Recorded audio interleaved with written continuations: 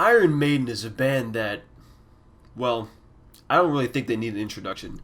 They got 16 entire ass albums with hopefully a new one coming soon because this one's already 5 years old. So, come on, Maiden, while you're young.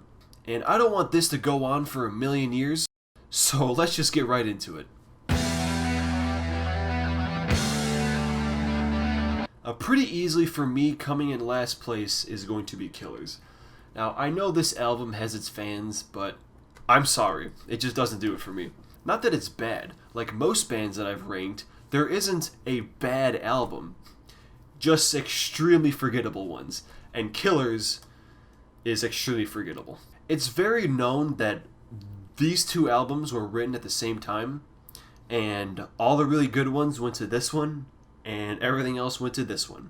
And it really shows. There isn't one song that I would actively re-listen to off this album. Not even Wrathchild, which is like the staple from this one.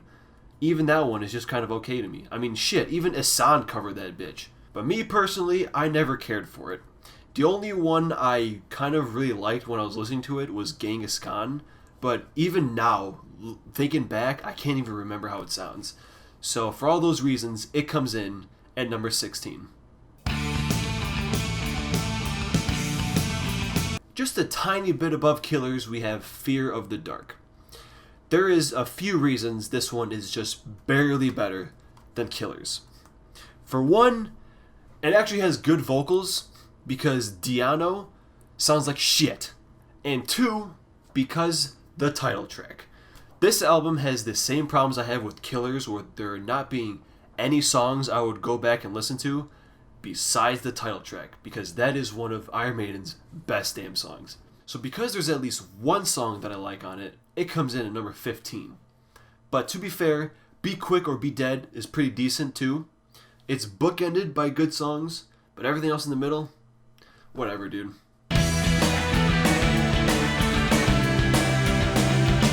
The X Factor I would actually call the Dream Theater of Iron Maiden.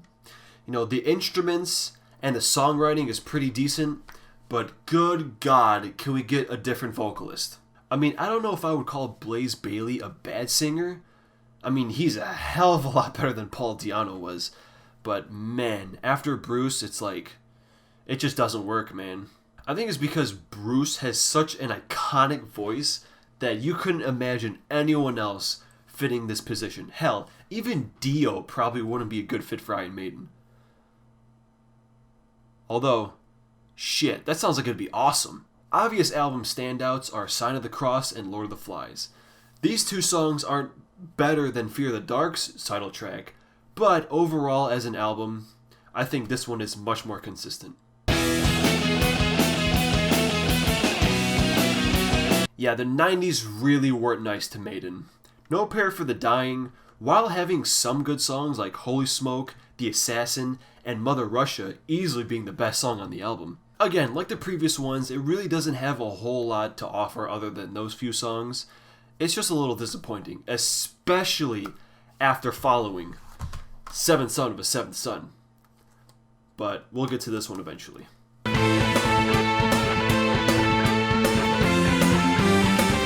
Alright, seriously, hear me out.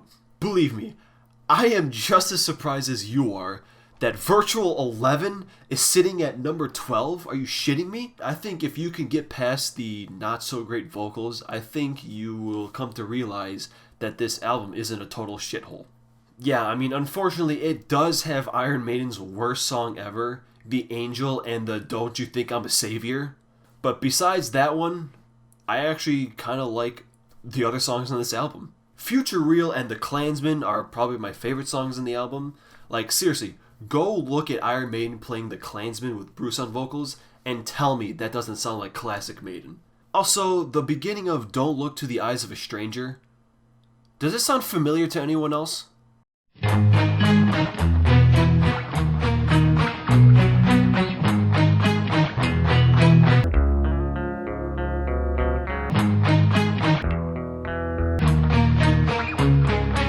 Also, side note, it wasn't until I was re-listening to these albums that I realized that Virtual 11 was the 11th Iron Maiden album, and The X Factor was number 10. Good move, guys. But yeah, overall, I was pleasantly surprised by how much I didn't hate this album. Which leads us into number 11, which is going to be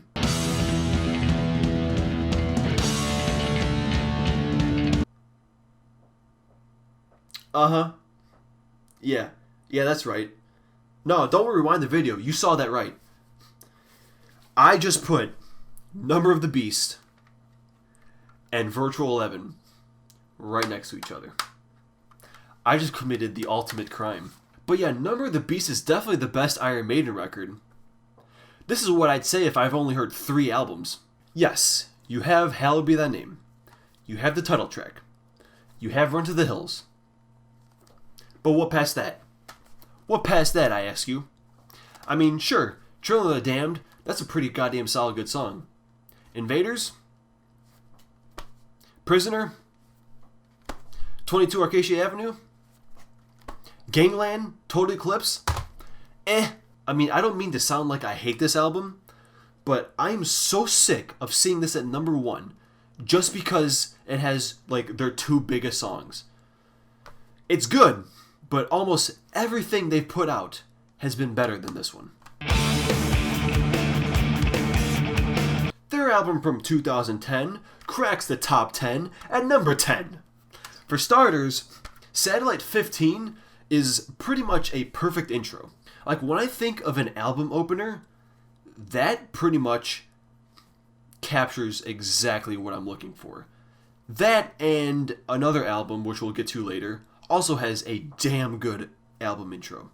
I mean, they've had some bangers as album intros before, but this one just puts you right in the right mood. Followed up by great tracks like The Talisman, Isle Avalon, and Where the Wind Blows, you got yourself a pretty kick-ass Iron Maiden album. Also a very long one. It's 76 minutes. Holy shit.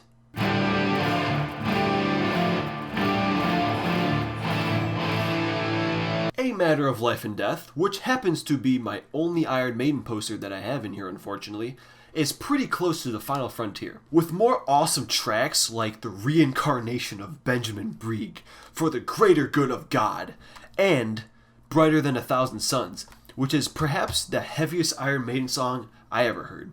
And the song that pushes this over the final frontier is The Legacy. Holy shit, what a goddamn cool song. Maiden is always giving us these great album closers, but with this one, honestly, it just hits different.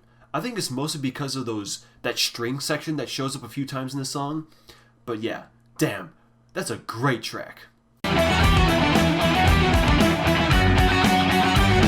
These 3 albums, Matter of Life and Death, The Final Frontier, and The Dance of Death, are all very close in my book. You know, they all have solid songs with at least one song that really stands out. When the Wind Blows on this one, The Legacy on this one, and on this one, we have the title track, which is straight up my favorite Iron Maiden song, period. It pretty much was the first time I heard it. When that string section popped up after the intro, I was like, oh hell yeah, this is awesome. And it continues to be awesome, the whole goddamn song. Dance to Death, good ass song. Also has great other songs like Passchendaele. That's another really good one.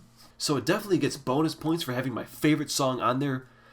But, dear God, oh, someone get this thing a better artwork. I mean, oh my God, what the hell were they thinking?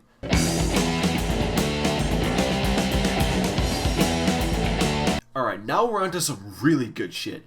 Peace of Mind, of course, has The Trooper, but also great standout tracks like Where Eagles Dare, Flight of Icarus, and To Tame the Land, which, again, is a really good album closer. I don't think it's as consistent as albums above it, but this is some serious classic Iron Maiden jamming.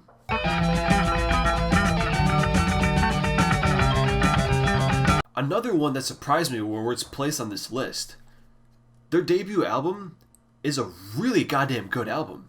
You know, almost every song on this thing is killer, no pun intended. Until you get to Charlotte the Harlot and Strange World, which I think are just okay. But it finishes with the title track, which is also awesome. Despite it having shitty vocals and pretty shitty production, it just goes to show you that how good songwriting can make you look past all of that. And I mean, damn dude, Phantom of the Opera, that one's off the chain. Bruce and Adrian's triumphant comeback with Brave New World. Still got the sticker on there. Yeah, brand new studio album from 2000. Just like the first one, I think this is good consistently throughout the whole album, but also like the first one, there's 2 tracks that I don't really care for too much. Just like the first album, I think this one is really good consistently throughout the whole thing. But also like the first album, there are 2 tracks that I never really cared for too much. That being Out of the Silent Planet and A Thin Line Between Love and Hate. This one goes above the first one because it has way better vocals, way better production, and this is the first album with the 6 of them that we now know Iron Maiden today. The standout tracks, you have The Wicker Man, Blood Brothers, and Dream of Mirrors. Everything else is pretty good too. Somewhere in Time is, I guess, the point when the band started to change by adding keys.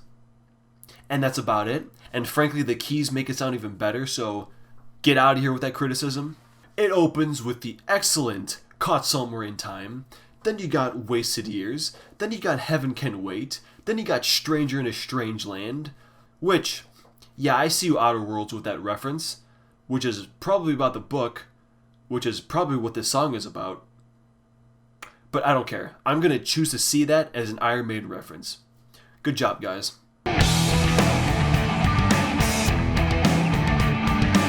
And kicking off our top 3 is the Book of Souls.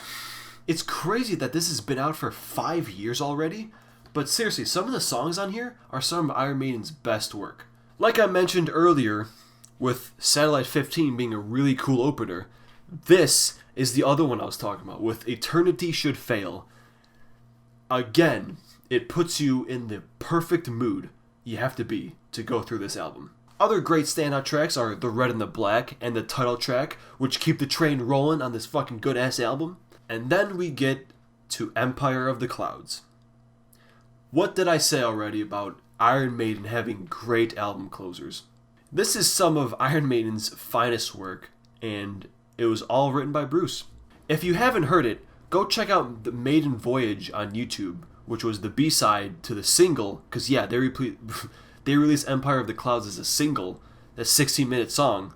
But yeah, the B-side has Bruce and Nico talking about the making and the inspirations of the song, and I think it'll make you appreciate it a lot more.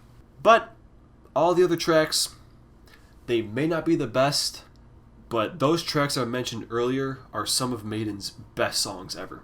And I will say, something about the production is pretty lackluster. Like, it doesn't sound like a band's 16th studio album, but more like the 2nd or 3rd. And the artwork's pretty boring. But people have made cooler ones, so that's cool.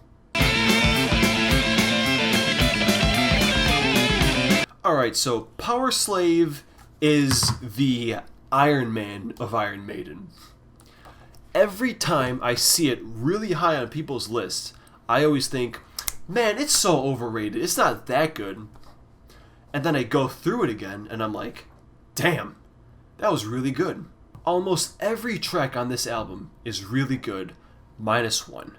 Back in the Village, I think, is just kind of alright to me, but all the other tracks, holy shit, you got Aces High, the title track, and Flash of the Blade with that kick-ass intro.